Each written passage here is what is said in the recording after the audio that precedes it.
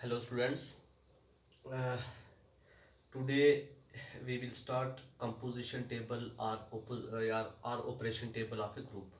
देखिए इससे पहले मैंने बाइनरी ऑपरेशन में आपको ऑपरेशन टेबल के बारे में बताया था। अब मैंने सोचा देखा कि मैंने जो एक्सरसाइज आपको दी है उसमें क्वेश्चन आपको मैक्सिमम कुछ 2 3 4 क्वेश्चन ऐसे हैं जो थोड़े डिफरेंट हैं।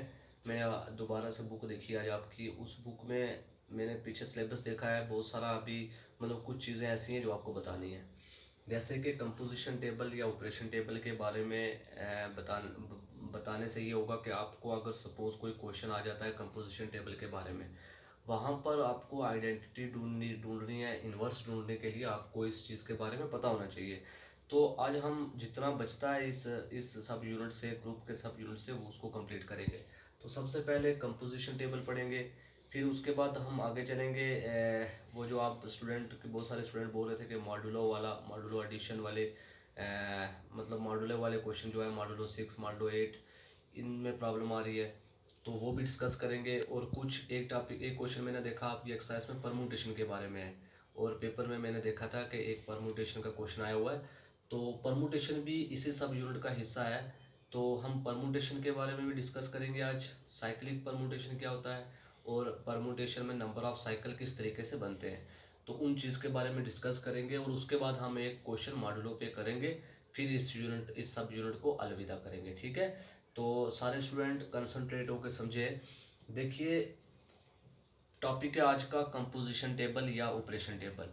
तो देखिए ये एक मतलब ये कंपोजिशन टेबल एक टाइप होती है किसी स्केर एरे, जो इंडिकेट करता है मतलब किसी सिस्टम में कितने पॉसिबल आउटकम आते हैं। मतलब अगर कोई सेट दिया हुआ उसके पॉसिबल आउटकम कितने बन सकते हैं प्रोडक्ट में या मल्टीप्लाई या एडिशन में।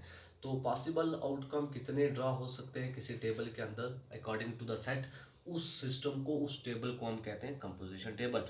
और इस कंपोजिशन टेबल को एक रूल से कंस्ट्रक्ट किया जाता है, जैसे कि हम नहीं कहते आइथ जे एंट्री। तो एक रूल है ये, इसमें ये होता है रूल, उसमें रूल ये कहता है कि जो आइथ एंट्री है वो टेबल के right hand sorry left hand में लिखेंगे और कॉलम में लिखेंगे। मतलब आई के एलिमेंट सपोज आई के एलिमेंट सपोज 1 2 3 हैं, और जे के भी तो वही होंगे, जो सेट होगा एक ही सेट के आई जे कंपोनेंट होंगे। मतलब 1 2 3 अगर लेफ्ट में लिखा है तो जे के कंपोनेंट जो होंगे वो राइट में लिखेंगे 1 2 3, लेकिन राइट में कहाँ पे, टॉप ऑफ दी टेबल। ठीक है ना। तो इस तरीके से फिर इधर जो होगा वो ऑपरेशन होगा। सपोज ऑपरेशन प्लस का है, माइनस सॉरी प्लस का है, मल्टीप्लाई का है, वो डिपेंड ऑन क्वेश्चन। तो इस तरीके से हम कोई टेबल कंस्ट्रक्ट करते हैं इस रूल से, मतलब आई चेथ एंट्री के रूल से। और आई जो है वो लेफ्ट हैंड के कॉलम में लिखते हैं, और जे जो है वो राइट हैंड में लिखा जाता है, और लेकिन टॉप ऑफ द टेबल लिखा जाता है। फिर उसको हम सॉल्व करते हैं। तो देखिए इसमें कुछ की पॉइंट्स हैं जो आपको याद रखने हैं, कि अगर इस कंपोजिशन टेबल के अंदर जो हमने सपोज सेट लिया, मैंने इधर सेट ले रहा हूँ मैं 1 2 3 मैंने सेट लिया। अगर इस सेट का जब कंपोजिशन टेबल बनाए, और इस कंपोजिशन के टेबल में जितने भी एलिमेंट्स हैं वो अगर इस सेट को बिलोंग कर रहे होंगे, तो हम बोलेंगे क्लोज्ड प्रॉपर्टी। जो ये जो मतलब ये गिवन सेट जी है ये तुम्हारा क्लोज्ड है अंडर ऑपरेशन जो भी होगा। ठीक है। तो अगर दूसरी की पॉइंट ये याद रखना कि अगर कोई भी row, any row is same as the first row, कोई भी रो अगर इसमें ये रो बनेगी नहीं, ये रो ये रो ये रो ये 3 रो बनेगी, कोई भी रो अगर सेम होगी तुम्हारी फर्स्ट रो से in the composition table, table के अंदर अगर कोई भी रो फर्स्ट रो के साथ सेम हो जाएगी, तो तब हम कहेंगे then the extreme left element in the second row is the left identity of given set। तो तब हम उसकी उसकी सेकंड रो जो होगी उसका जो एक्सट्रीम लेफ्ट एलिमेंट होगा वो आइडेंटिटी कहलाएगा। सिमिलरली अगर कोई कॉलम फर्स्ट कॉलम से सेम है, तो तब उसका एलिमेंट, लेकिन सेकंड कॉलम का टॉप वाला एलिमेंट जो है वो राइट आइडेंटिटी कहलाएगा। ठीक है। तो आई होप आपको ये 2 की पॉइंट्स मेरे समझ आए होंगे मैंने क्या बोला है। और तीसरा की पॉइंट ये याद रखना है कि अगर हर एक रो में एक ही आइडेंटिटी एलिमेंट है, then the element headed by that row works as the left inverse of the element headed by that column. तो उसका हर एक एलिमेंट में एक ही आइडेंटिटी है, तो उसका जो इन्वर्स होगा वो दूसरी कॉलम के साथ, मतलब पहले एलिमेंट का इन्वर्स दूसरे में, इसका इन्वर्स इस तरीके से, वो मैं बताऊंगा, ठीक है ना। तो वो याद रखना है। अगर डिफरेंट होंगे तो लेफ्ट कैंसिलेशन लॉ लगेगा, अगर सेम होंगे तो राइट कैंसिलेशन लॉ, ठीक है ना। तो राइट से चलेंगे, नहीं तो अदरवाइज लेफ्ट से, ठीक है। अगर, हाँ, तो ये कुछ की पॉइंट्स थे जो मैंने बताए। अब मैं एक सेट लेता हूँ, आपको समझाता हूँ कि उस सेट में किस तरीके से रो और कॉलम सेम हो सकती हैं। आपकी बुक से एक एग्जांपल है, कह रहा है show that G equal to 1 omega square of cube root of unity form a finite abelian group of order 3 under multiplication of complex number. तो देखिए, इसमें एक सेट दिया हुआ है G equal to 1 omega square, ये एक सेट दिया हुआ है G equal to 1 omega square, ये एक सेट दिया हुआ है। इसको वो बोल रहा है कि ये बताओ फाइनाइट अबेलियन ग्रुप की फॉर्म बना रहा है, लेकिन ऑर्डर थ्री क्यों बोल रहा है, क्योंकि ऑर्डर मैंने बताया था, ऑर्डर ऑफ ए ग्रुप क्या होता है, number of element in a set. तो नंबर ऑफ एलिमेंट कितने, 1 2 3, तभी उसने कहा ऑर्डर 3, ठीक है। तो under composition, under binary operation क्या बताया उसने, मल्टीप्लिकेशन। तो देखिए, हमें इसको प्रूव करने के लिए हम क्या यूज करेंगे, we form the composition table. तो कंपोजिशन टेबल फॉर्म करेंगे, लेकिन यूज ये करेंगे, इसको फाइंड करने के लिए हम ये चीज यूज करेंगे कि जो ओमेगा का क्यूब अगर कहीं पे आ जाएगा तो वो 1 के बराबर होगा, ठीक है। ये चीज यूज करके हम टेबल बनाएंगे।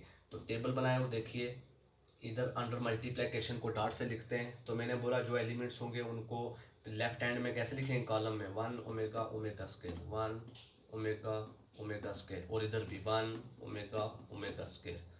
तो अब अंडर मल्टीप्लिकेशन की बात कर रहे हैं तो कीजिए, देखिए ध्यान से कैसे करेंगे, 1 into 1 1, 1 into omega, 1 into omega square. अब omega into 1 omega, omega into omega square. Omega into omega square कितना हो जाएगा, ओमेगा क्यूब। तो मैंने कहा क्या यूज करना, ओमेगा क्यूब की जगह पर 1, तो जहाँ पर ओमेगा क्यूब आएगा वहाँ पर 1। फिर omega square into 1 omega square into omega cube, तो 1 हो जाएगा।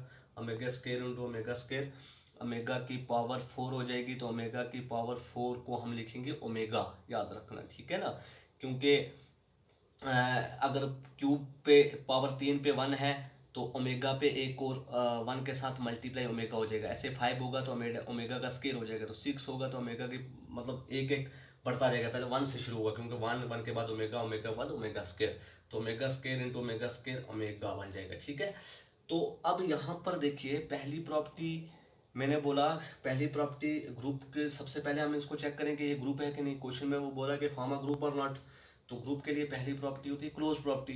तो देखिए क्लोज प्रॉपर्टी क्या मैंने बताई थी, अकॉर्डिंग टू कंपोजिशन टेबल, कि अगर जो कंपोजिशन टेबल में जितने भी एलिमेंट्स आ रहे हैं अगर वो ग्रुप से हैं, गिवन सेट से बिलोंग कर रहे हैं, तो क्लोज प्रॉपर्टी होल्ड करेगी।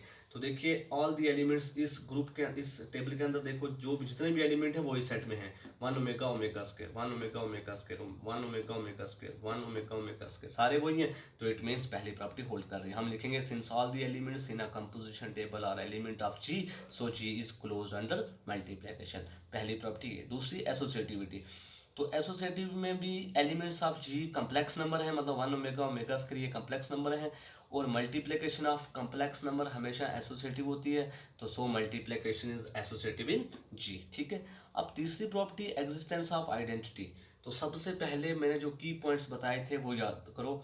मैंने पहला की बताया था कि अगर कोई भी रो सेम है फर्स्ट रो से, तो कंपोजिशन टेबल का जो एक्सट्रीम लेफ्ट एलिमेंट होगा वो उसकी आइडेंटिटी कहलाएगा। तो देखिए इसमें सेकंड रो सेम है ना फर्स्ट रो से, देखिए 1 ओमेगा स्केयर, 1 ओमेगा तो सेकंड रो फर्स्ट रो के सेम है। तो अगर ये सेम है तो इसका एक्सट्रीम लेफ्ट एंड क्या है, लेफ्ट एंड पे क्या आ रहा है, 1 आ रहा है, तो हम बोलेंगे 1 इज द लेफ्ट आइडेंटिटी। तो also second column is same as first column. देखिए सेकंड कॉलम फर्स्ट कॉलम के सेम है।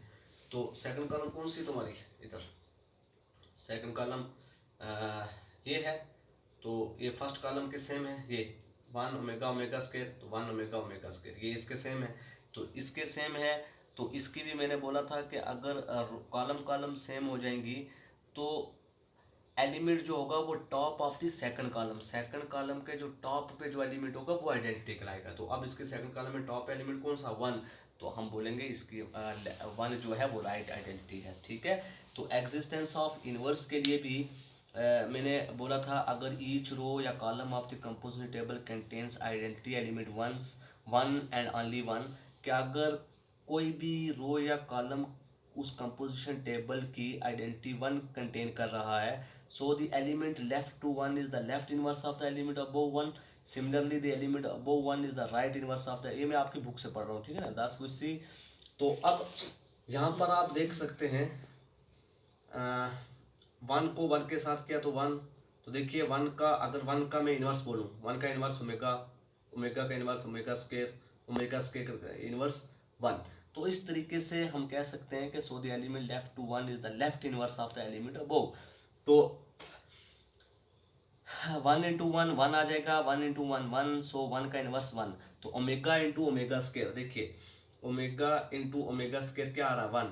तो ओमेगा को ओमेगा स्क्वायर के साथ किया 1, ओमेगा स्क्वायर को ओमेगा के साथ किया 1, मतलब हर एक रो में या कॉलम में 1 बन रहा है, तो इट मीन्स इनवर्स भी एग्जिस्ट इसका कर रहा है, ठीक है ना। तो इस तरीके से हम कह सकते हैं ये क्या है, अबिलियन है, एक ग्रुप बना रहा है। और लेकिन अबिलियन के लिए क्या होता है, कम्यूटेटिव होल्ड करना चाहिए। तो कम्यूटेटिव कंपोजिशन में देखिए, इस कंपोजिशन में जितनी भी एंट्रीज हैं सिमेट्रिकली हैं। सिमेट्रिकली का मतलब समझते हो, अगर सिमेट्रिक रिलेशन पड़ा होगा, अगर ए बी एक्स किसी रिलेशन के अंदर है तो बी ए बी होना चाहिए। तो ये सिमेट्रिकली डायगोनल बन रहा है भाई। देखिए